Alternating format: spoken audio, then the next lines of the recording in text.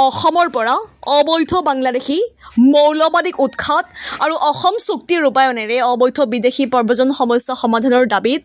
11 ঘণ্টীয়া অনশন কাৰ্যসূচী সদৌ যোৰহাট জিলা ছাত্ৰ সন্থাৰ অসম চুক্তিৰ প্ৰতিটো দফা নিৰ্দিষ্ট সময়ৰ ভিতৰত ৰূপায়ণ কৰক ভাৰত বাংলা সীমান্ত সিল কৰক সীমান্তত দেখিলেই গুলীৱাৰ নিৰ্দেশ দিয়ক কাউতৰ পৰা অসমক আঁতৰত ৰাখক অসম চুক্তিৰ 6 নম্বৰ দফাৰ আধাৰত বিপ্লৱ কুমাৰ শৰ্মা সমিতিৰ সকলো পৰামৰ্শ ক্ষিপ্ৰতাৰে ৰূপায়ণ কৰক দাবীৰে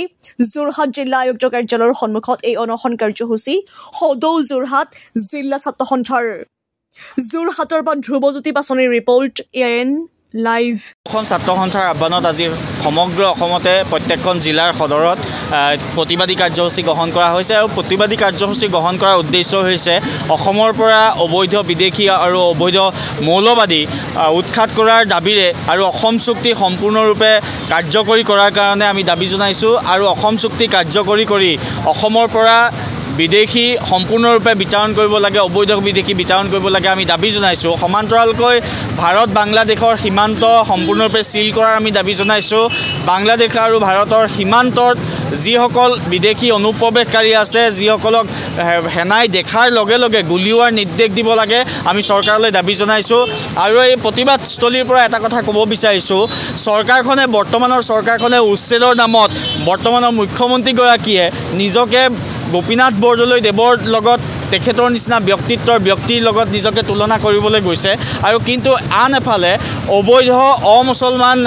অনুপ্ৰৱেশকাৰী বা শৰণাৰ্থীক অসমত স্থাপন দিবৰ কাৰণে তেওঁলোকে ৰঙা দলিচা পাৰিছে এইটো কোনো কাৰণত গ্ৰহণযোগ্য নহয় বিদেশীত কোনো ধৰ্মৰ আধাৰত বিদেশীক চিনাক্ত কৰি আমি বিতৰণ কৰাৰ পক্ষত আমি নহয় অসম চুক্তি অনুসৰি 1971 চনৰ 25 মাৰ্চৰ পাছত অহা প্ৰত্যেকগৰাকী অবৈধ বিদেশীক প্ৰত্যেকগৰাকী নাগৰিককে ভাৰতৰ পৰা বিতৰণ কৰিব লাগিব অসমৰ পৰা বিতৰণ কৰিব লাগিব আজি এই প্ৰতিবাদস্থলীৰ পৰা আমি অসম চৰকাৰলৈ দাবী জনাইছোঁ লগতে বিপ্লৱ কুমাৰ শৰ্মাৰ যি প্ৰতিবেদন এই প্ৰতিবেদন সম্পূৰ্ণৰূপে কাৰ্যকৰী কৰিবৰ কাৰণে আমি দাবী জনাইছোঁ সঁচা সদৌ অসম ছাত্ৰ সন্থাৰ আহ্বানমৰ্মে সদৌ যোৰহাট জিলা ছাত্ৰ সন্থাই যে 11 ঘণ্টীয়া অনশন কাৰ্যসূচী হাতত লৈছে আমি ইয়াৰ পৰা প্ৰথমে চৰকাৰখনলৈ এটা বাৰ্তা স্পষ্টভাৱে কৈ দিব বিচাৰিছোঁ অসম আৰু অসমীয়া জাতীয় স্বাৰ্থ জড়িত কাৰণত কোনো কাৰণতে ৰাজনৈতিক হ'ব নালাগে অসমখনত কেউটা দলে শাসন চলাই গ'ল কিন্তু প্ৰতিটো দলে এটা দলে যদি হিন্দু বাংলাদেশী এটা দলে